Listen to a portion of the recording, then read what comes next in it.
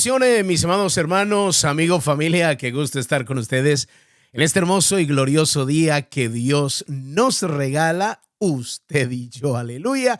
Amanecimos vivos, a Dios sea la gloria. Estamos contentos, felices con lo que Dios está haciendo en cada uno de nosotros. Usted y yo, como siempre suelo decirlo, hemos resucitado. ¿No le parece maravilloso celebrar este momento, papito lindo?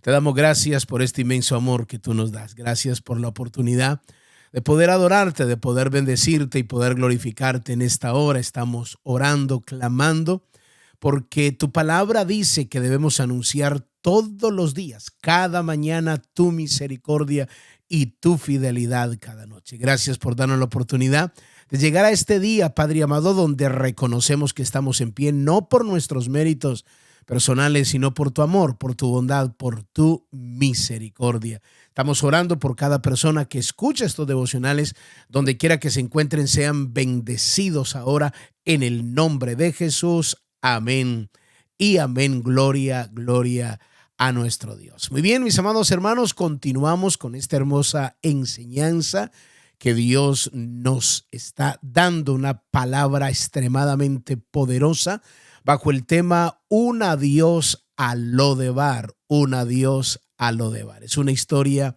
espectacular con una revelación espiritual muy poderosa, pero es triste decirlo, una tragedia que vivió Mefibosé, pero a través de esa circunstancia, a través de esa tragedia, a través de lo que vimos ahí, aquí Mefibosé está siendo recompensado por un pacto que hizo su padre, está siendo recompensado por una palabra que sigue vigente, que tuvo un tiempo en su vida donde vivió en Lodebar, como muchos de nosotros que he venido explicándolo, que nos encontramos en ese lugar donde pensamos que no hay esperanza, que no hay salida, pero nuestro Dios va hasta allí, aleluya, y nos saca. Entonces, cada palabra que David, el rey de Israel, quien tomó el lugar que Dios lo eligió a él, comienza a averiguar por el pacto que hizo con su padre. Nos quedamos en el día de ayer hablando acerca de eso, preguntando si había alguien en la casa de Saúl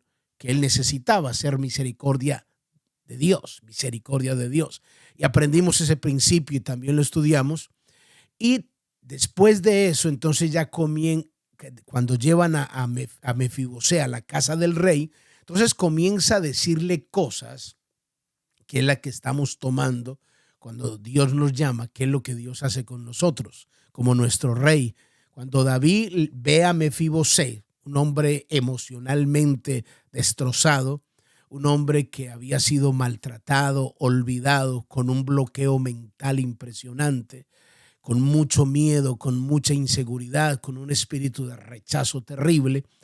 Entonces, cuando está frente al rey, el rey le dice, no tengas miedo.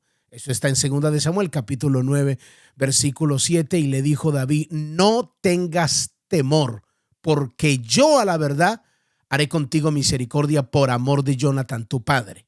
Entonces, aquí ya estudiamos el significado de lo que la palabra de Dios sigue vigente por un papá que comienza a hacer las cosas correctamente para que sus generaciones sean bendecidas.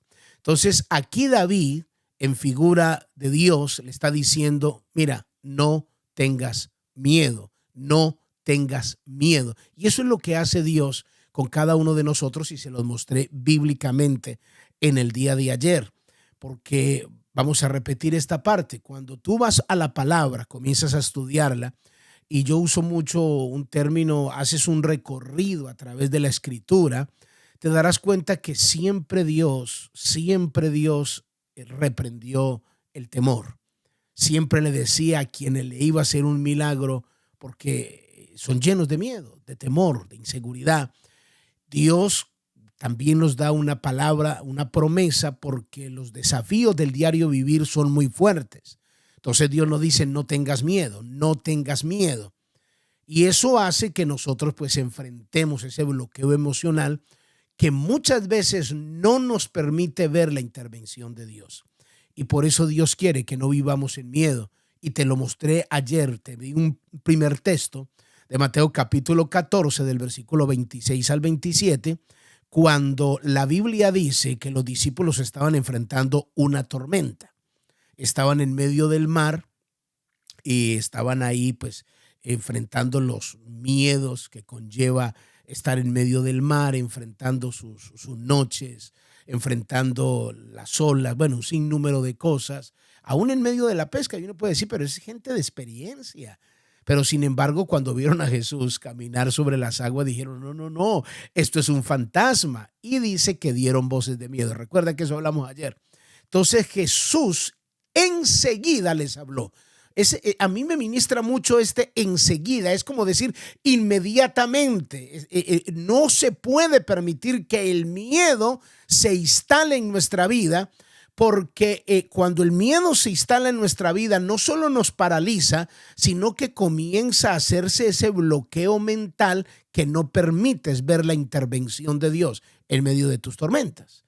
Y esta es la parte más difícil que nos toca enfrentar a muchos cristianos. Digo más difícil es porque cuando todo va bien, la gente cree en las promesas de Dios, la gente cree todo lo que Dios dice, cree en la palabra, en las promesas, en las predicaciones, en las disciplinas cristianas, todo lo cree. Pero cuando enfrenta problemas en cualquier área de su vida, sea a nivel matrimonial, empresarial, una enfermedad o la pérdida de un ser querido, entonces ahí mismo, ¿y dónde está Dios? ¿Y dónde están las promesas? ¿Y por qué Dios me dejó solo? ¿Y por qué Dios? Entonces están viendo más bien un fantasma, no están viendo la intervención de Dios. ¿Por qué? Porque el dolor, se lo digo porque yo también lo he vivido, el dolor te hace un bloqueo. No solo el dolor, sino el miedo te hace un bloqueo emocional que no te permite ver a Dios. Y obviamente ese miedo genera inseguridad, falta de fe, desesperación, porque hablábamos en el día de ayer, si algo nos produce miedo en los desafíos del diario vivir. Hay personas que sienten miedo al compromiso matrimonial, le tienen mucho miedo al micrófono, le tienen miedo a hablar en público, le tienen miedo a tantos desafíos, a educar un hijo, a hacer confrontaciones con un hijo, con su esposa. Le tiene miedo a muchas cosas y lo único que hace, hay un bloqueo mental. Entonces el enemigo usa ese bloqueo para comenzar a hablarte y que tú escuches voces, que ahí fue donde nos quedamos en el día de ayer. Otra de las cosas que activa nuestros miedos es cuando escuchamos las voces de los demás, porque le dije ayer, lo que tú permites que entre a tu mente va a afectar tu comportamiento, porque hay cosas que entran a tu mente aún en medio del dolor. Y te voy a comprobar bíblicamente este principio. Marcos capítulo 5 nos regala una historia extraordinaria. En el capítulo 5, versículo 35 y 36 nos dice, mientras él aún hablaba, vinieron de la casa del principal de la sinagoga diciendo, tu hija ha muerto. ¿Para qué molestas más al maestro? Esto es una declaración, fue una verdad. La hija se murió, una verdad. Cualquier persona puede decir y usa mucho a veces las verdades que suceden en el diario vivir para decir, ¿se da cuenta? ¿Para qué nos ponemos tan fanáticos? Pongamos los pies sobre la tierra. Tampoco nos fanaticemos tanto. No, es que yo puedo tener los pies sobre la tierra, pero mi corazón conectado con el cielo. Porque cuando esta gente, porque quien estaba en esa casa era Jesús, la resurrección. Pero esta gente estaba tan llena de miedo, de incredulidad, que comenzaron a decirle al principal de la sinagoga, mira, ya no molestes más a Jesús.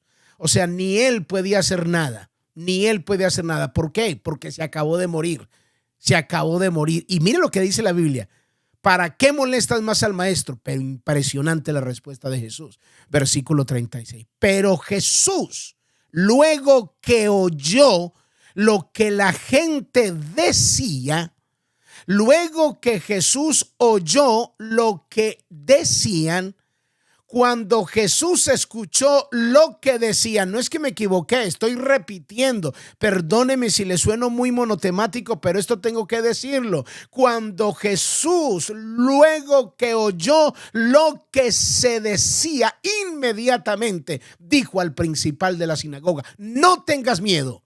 cree solamente. O sea, no escuche las voces. Eso es lo que quiere decir. No escuche las voces. No escuche las voces de quienes te están hablando cuando estás en conflicto. No permitas que esas voces te llenen de miedo. No tengas miedo. Quien está contigo, quien te salvó, quien fue a traerte de Lodebar, fui yo. Yo sé que allí en Lodebar aprendiste muchas cosas, te llenaste de miedo, pero no te preocupes. No temas. Yo estoy aquí contigo. Solamente cree. Imagínese esto. Jesús me manda a mí a creer en medio de mi dolor. Me manda a creer en medio de mi crisis. Me manda a creer en medio de mis debilidades. Me manda a creer aún en medio de mi rechazo, de mi desesperación, de mi inseguridad. Solamente cree. No permitas que el miedo se instale en ti. ¿Por qué crees que el apóstol Pablo le decía a su hijo Timoteo, en 2 de Timoteo capítulo 1 del versículo 1, capítulo 1 versículo 7, porque no nos ha dado Dios espíritu de cobardía, sino de poder, de amor y de dominio propio? Porque es que los cristianos no podemos permitir que el temor se instale en nosotros y nos llenemos de cobardía para poder enfrentar los desafíos de nuestro diario vivir. Timoteo estaba enfrentando el pastorear una congregación. Un joven podía estar lleno de miedos, pero no permita, porque eso te paraliza, crea nudos mentales, te bloquea emocionalmente. No lo permitas, no lo permitas. Solamente cree aún en medio de tu dolor. Sé que es difícil, porque cuando duele es una cosa impresionante, pero solamente cree, dice el Señor. Isaías capítulo 41, el versículo 10, mire cómo comienza esta promesa. Isaías 41, 10 comienza diciendo: no temas, porque yo estoy contigo. No desmayes, porque yo soy tu Dios, que te esfuerzo. Siempre te ayudaré, siempre te sustentaré con la diestra de mi justicia. ¿Cómo comienza diciendo? No temas, no temas, no temas, porque estoy contigo. O sea, mi presencia tiene que ser suficiente para hacer desaparecer todos tus miedos, porque yo te voy a ayudar.